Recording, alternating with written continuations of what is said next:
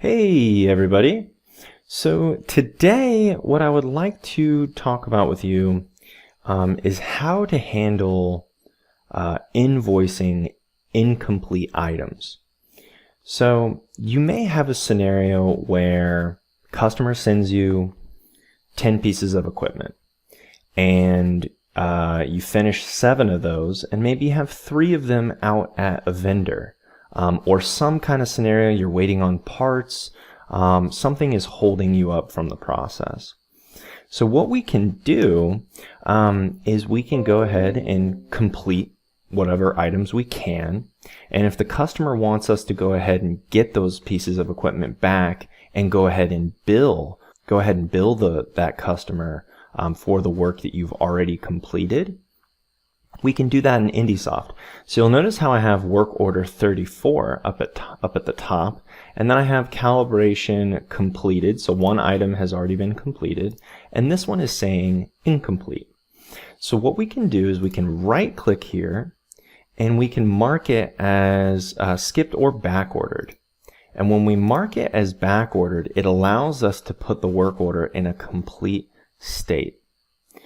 From here, what we can do is go up to the top and invoice this work order. Now, this is work order 34, remember that. And so when we go to invoice this, what we can do is tweak these settings however we would like. And the next feature that I'm going to talk to you guys about is this checkbox here. But we're not going to check that. We're going to leave it alone, and we're going to hit OK. Now, watch what this says. It says work order 34 was invoiced successfully under invoice 34, and the work order number is now 34-1 for the item that was backordered. So we're on work order 34. One item is complete. One item is backordered. If I close this, it's going to take us to the invoice. Now let's go back to the work order, and we have work order 34. If we look at the scheduled work, still the same. And now if we go to the right, we have 34-1, and that item that was backordered is now on this work order by itself, incomplete. And so we now have the invoice of the items that were completed on that initial work order. So that's a really common scenario. Now, let me give you another scenario. What if I have multiple work orders? A customer sends you equipment every single day or each week, and you want to bill them on multiple work orders with multiple items that you haven't completed yet. You may have a customer that sends you 100 pieces of equipment a day, and each week or each day rather, you're trying to invoice what has been done for that day. So what we can do is we can go up into the options menu, and not to the options menu. We come on over to the these binoculars right here, and we go on down to the work order finder. So the work order finder is awesome.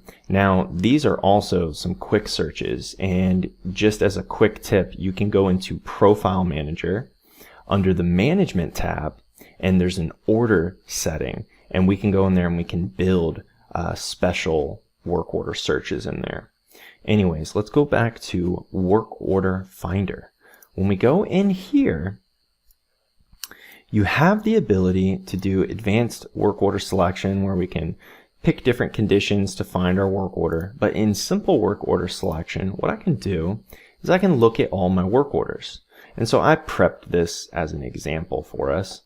And so if we go to 31, 32, and 33, let's go ahead and hit exit and make sure that 31, 32, and 33 have information on it the way that we want.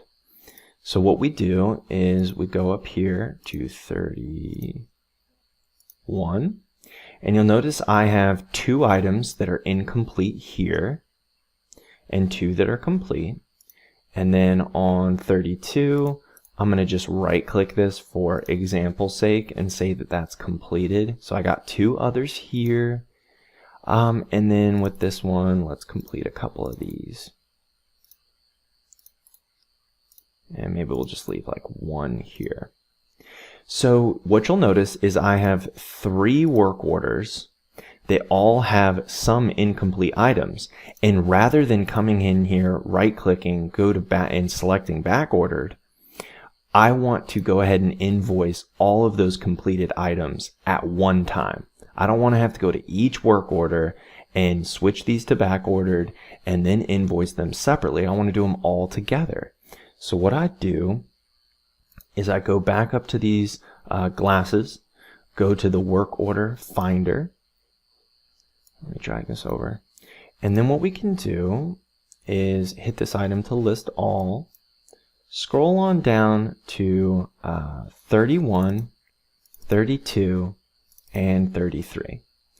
And then I have the ability down here to select those. And then in the upper right hand corner, I have the ability to say, first off, export to QuickBooks if we do integrate to QuickBooks, incomplete those work orders, invoice selected work orders. So now keep in mind that the status of these work orders are incomplete. So traditionally in IndySoft, we can only invoice completed work orders. Well, these are all 3 incomplete, but they have completed line items on them. Just want to make sure everyone understands what we're doing here. And so then what we do is we say invoice selected work orders. Invoice or invoice test, yes. Now here we get this prompt again, and this is where this checkbox becomes very important. Set incomplete work as backordered and invoice remaining items. So when we check that, let's go ahead and we could also have combine work orders with the same customer / PO. That's a good one. Use the work order as the invoice number when possible. And then we can always obviously change whatever our invoice template is if you have different templates. And our invoice date down here. So let's go ahead and hit OK. Now let's read a little bit of literature here. So if we go on down, we have work order 31 turned into 31-1 and move those items to backordered 32-1, 33-1.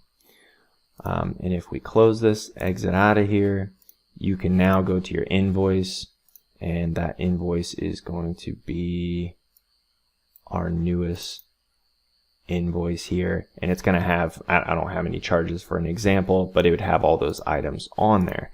Now, if we go to work order, we have 31-1 with 2 incomplete items. If we go to 32, notice how they were automatically moved to backordered. And then we have a 32-1 with those items. And then 33, 1 item was backordered. And now it's showing that that item is 33-1. All right, everybody. Thank you for watching. And please go out and vote. All right. Have a great day.